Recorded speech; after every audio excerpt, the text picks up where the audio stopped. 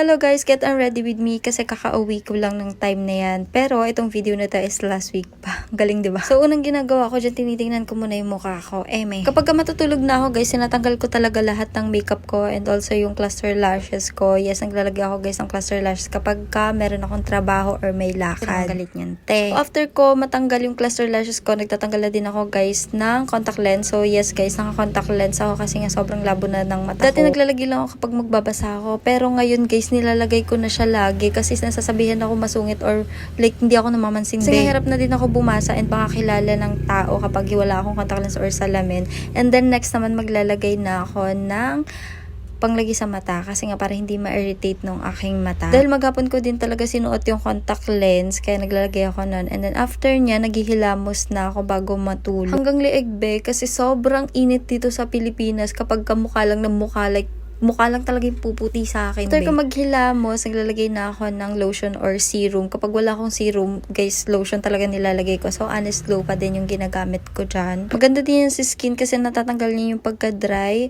And then, after niyan mag-skincare, yun lang. Oo. Good night!